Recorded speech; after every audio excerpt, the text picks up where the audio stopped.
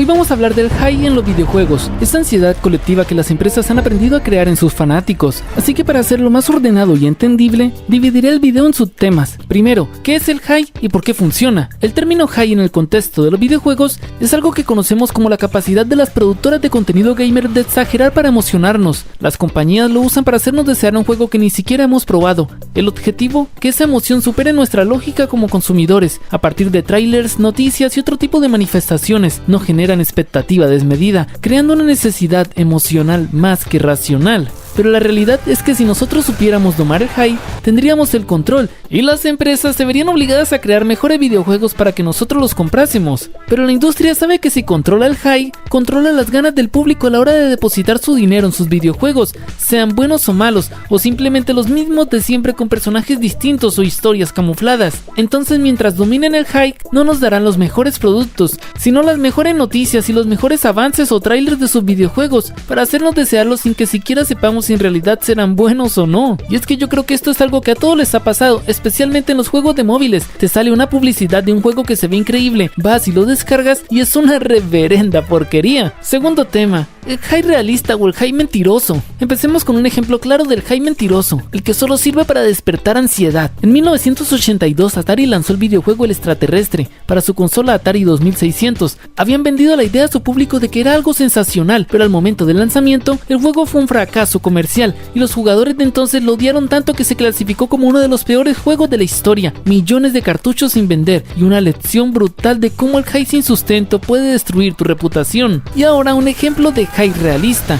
que genera expectativas parecidas a las del hype mentiroso, pero el juego cumple con lo prometido, es decir, te genera ansiedad, pero te satisface. En 1994 Nintendo presentó el Donkey Kong Country en la feria CES de Chicago, sin decir que era para la Super Nintendo. La audiencia creyó que era para una consola futura y explotó en aplausos. Fue una campaña de marketing realmente intensa, con un presupuesto colosal, $16 millones, cuando lo normal eran unos 5 millones por juego. Además de eso, colaboraron con empresas como Kellogg's, Blockbuster y cómics promocionales. Todo un festín psicológico que creó mucha ansiedad por el videojuego antes de su lanzamiento. Pero cuando el público probó el videojuego, no solo sí cumplió con lo prometido, sino que superó las expectativas de los jugadores, clasificándose el Donkey Kong Country como uno de los mejores juegos de esa época. Y en la actualidad, el hype global súper intenso que supera a casi todo es el del futuro lanzamiento del GTA 6, el juego que promete superar todo lo que hizo bien el GTA 5, y si lo logran, será probablemente uno de los videojuegos más vendidos y exitosos de la historia, como lo es su antecesor. Pero en la actualidad se enfrenta a grandes retos,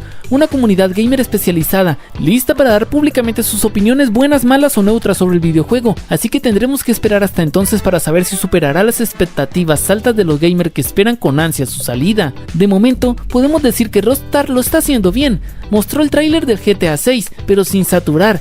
Sin embargo, debido al éxito del GTA V, los videojugadores tienen expectativas más altas que las mostradas en el tráiler, porque saben que el juego es extenso y en un corto tráiler no pueden mostrar todo, y al no brindar noticias tan seguidas sobre el videojuego, están dando espacio para teorías y especulaciones. Esta manipulación elegante del tempo y la expectativa es reputada como una obra maestra del marketing moderno. Es decir, esta es una de las tantas estrategias detrás del hype de los videojuegos ultra populares, pero hay otro tipo de formas de crear hype, como por ejemplo, lo que hizo el Fortnite, un videojuego que no tuvo un lanzamiento ruidoso. En lugar de eso creció lentamente, enfocándose en conversión, retención y recomendaciones. Su éxito se construyó desde abajo hacia arriba, esto lo diferenciaba del resto, ya que estos iban comentando con sus amigos y recomendando el juego de esta manera, siendo este uno de los hypes más honestos y difíciles de crear, porque lo haces con base a tus capacidades como empresa para crear un videojuego realmente bueno. Aquí quiero hacer un paréntesis porque creo que el hype de los videojuegos no estaría completo sin que habláramos del hype que existe por las consolas de videojuegos, ya que se parecen bastante. Por ejemplo, cuando se anunció hace algunos años el PlayStation 5, el hype fue global. Millones de fanáticos de todo el mundo esperaban con ansia su lanzamiento. Algunos especulaban sobre su diseño, potencia y videojuegos, y cuando salió nos dieron diseño, potencia y... espera, ¿No falta algo importante? ¿Algo que deberían tener las consolas de videojuegos?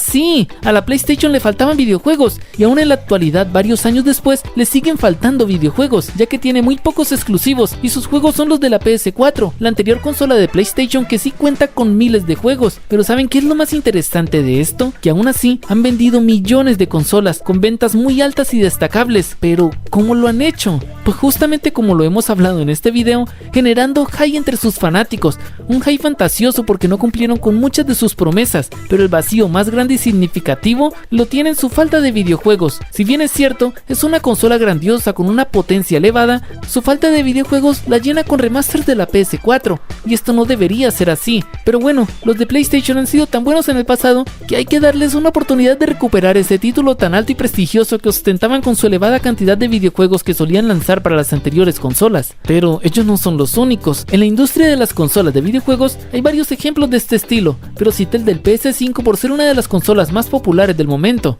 Sin embargo, actualmente el hype está enfocado en la nueva consola de Nintendo, la Switch 2, la cual se lanzó con dos videojuegos súper aclamados por su público, el Mario Kart World y el Donkey Kong Bonanza.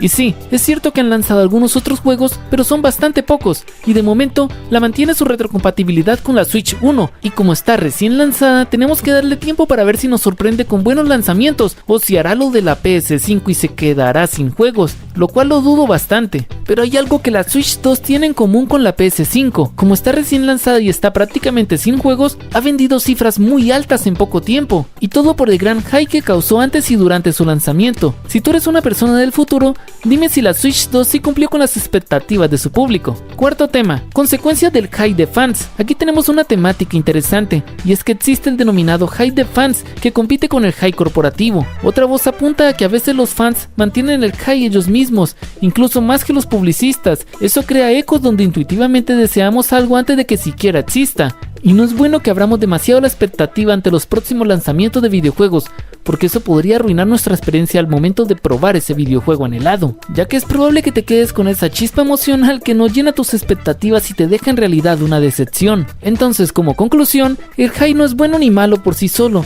es una herramienta poderosa. Bien usada puede ser muy poderosa para darle popularidad a un videojuego, y mal usada puede hundir ese videojuego hasta convertirlo en un fracaso o en una decepción, ya que al final los jugadores apreciamos la autenticidad, y si un videojuego no conecta con nosotros, inmediatamente lo diremos, pero si nos atrapa, también lo expresaremos. Así que en lugar de elevar demasiado nuestras expectativas con un tráiler o una noticia de un videojuego que no se ha lanzado, tal vez sea mejor no mantener el hype tan alto para no llegar a decepcionarnos. Aunque como lo he dicho, si el videojuego resulta ser muy bueno, al final no importa si el hype fue alto o bajo, igual lo disfrutaremos. ¿Y tú, alguna vez has sentido mucho hype por un videojuego y al momento de jugarlo no te gustó o no llenó tus expectativas? Cuéntamelo, sería muy interesante para mí conocer sus anécdotas, ya que de las mejores anécdotas que me dejen, podría crear un próximo video. Y no siendo más, me despido, pero quiero invitarlos a que se suscriban y me dejen un valioso pulgar arriba, ya que eso me ayuda a seguir trayéndoles más contenido como este. Y recuerden, yo soy Johnny Seto, un abrazo y hasta la próxima.